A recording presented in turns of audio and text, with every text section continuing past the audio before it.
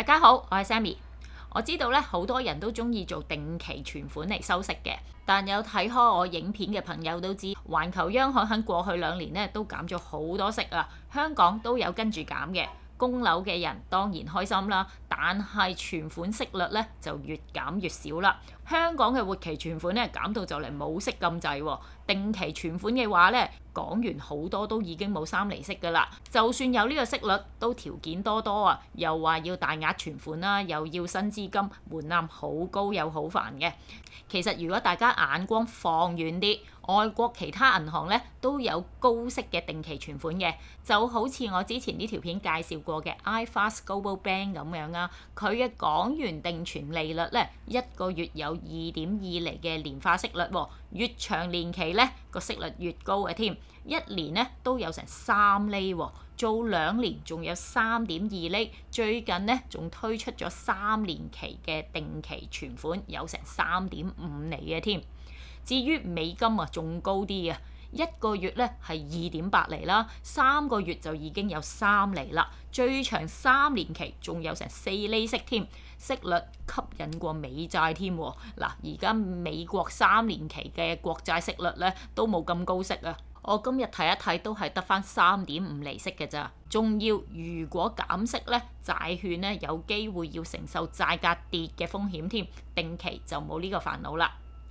但係原來咧呢間銀行嘅英鎊定存咧係仲吸引啊！1個月咧就已經有3.05厘啦，3個月咧係3.25厘。不過最長年期咧就同美元睇齊，3年期都係4厘嘅啫。大家咧鎖定咗個息率回報咧，就唔需要擔心咧嚟緊再減息啊，息率變動啦。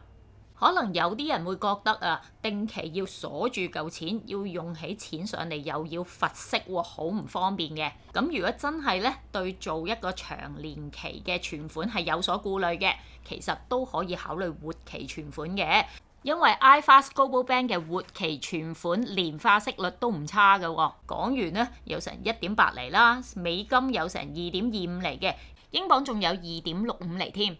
當然要提提大家啦，活期存款息率係會不斷變嘅。我而家呢條片呢，錄影時間係2026年1月6號嘅息率，不過相比起香港呢，仍然都幾吸引㗎。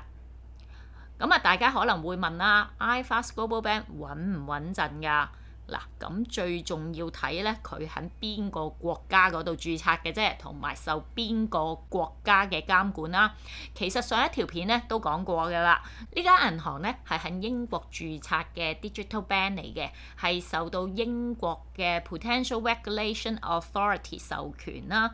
咁亦都受英國嘅金融行為監管局 FCA 嘅監管啦。存款係有英國嘅 FSCS 保障嘅。咁我上一條片呢，我提到嘅 FSCS 嘅存款保障上限係85,000英鎊啦，但原來呢，由2025年12月1號開始呢，保障上限呢就已經加碼去到12萬英鎊啦，即係又安全咗啦。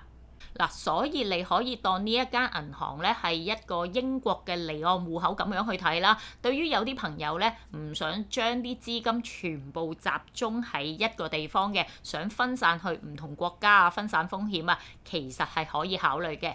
尤其是咧呢個銀行戶口咧都係一個多貨幣嘅戶口喎。而家佢支援嘅貨幣咧又比我上一次介紹多咗啊，有9種貨幣咁多。除咗咧頭先講過嘅港元啊、美金啊同埋英鎊啦，仲有新加坡紙、人民幣、日元、歐元，仲有新加嘅瑞士法郎同埋阿聯酋迪拉姆啊。咁啊，如果大家要網購用到呢啲外幣去俾錢嘅，用呢個戶口咧都方便嘅。咁呢間銀行咧都有 debit 卡，不過咧就只限英國本土居民先可以申請啦，因為要有個英國地址嘅。不過海外人士都可以開戶口，而且唔難嘅。咁如果大家係香港居民呢，有香港身份證或者護照呢，同埋用香港嘅地址都可以開到戶口㗎啦。點樣開戶呢？可以參考返我上一條影片啦。至於費用方面咧，開戶係唔收費用嘅，亦都冇年費或者最低嘅存款要求啦。咁如果做電匯要轉錢啊，都係透過 Swift 去做嘅。但如果咧大家用佢哋嗰個姊妹公司 FSM One 嘅戶口轉錢去 iFAST Global Bank 咧，係免費嘅。咁因為香港嘅 FSM One 戶口咧係可以接受部分香港銀行啦就轉外幣入去個戶口嘅，而且係無需收呢個電匯費用嘅。然後大家就由 FSM One 就匯錢過去 iFAST Global Bank， 咁咪變相零電匯費之下就可以將錢匯過去英國㗎啦。咁可能都有人會問啦，咁喺英國銀行存款賺到嘅利息，需唔需要交稅呢？因為好似買美股啊都要扣股息稅啦。咁如果係英國嘅稅務居民呢，冇法啦。咁喺英國法例之下呢，利息係絕對要計入 income tax 嘅，除非你嗰個戶口呢係屬於 ISA 戶口啦，否則呢就要同英國稅局嘅申報翻嘅。咁 iFAST Global Bank 呢都有 flexible cash ISA 嘅，咁而家減咗息啦，佢嗰個存款息率呢都有成3% 嘅 AER 喎。都重申多次啊！呢一個呢係浮息嚟嘅，只係1月6號嘅 rate 嚟嘅啫。仲有 ISA 戶口呢，只係限英國居民開嘅咋，仲要呢有一個有效嘅 NI number 先得。咁如果大家真係有興趣嘅，有機會之後再同大家講多啲啦。至於非英國稅務居民呢，就要跟翻所屬稅務地嘅稅務條例。香港咧就係地域徵稅原則嘅，咁海外收入咧就唔使徵稅啊。所以香港稅務居民喺 iFAST Global Bank 賺到嘅息咧，香港政府咧理論上都唔會抽稅嘅。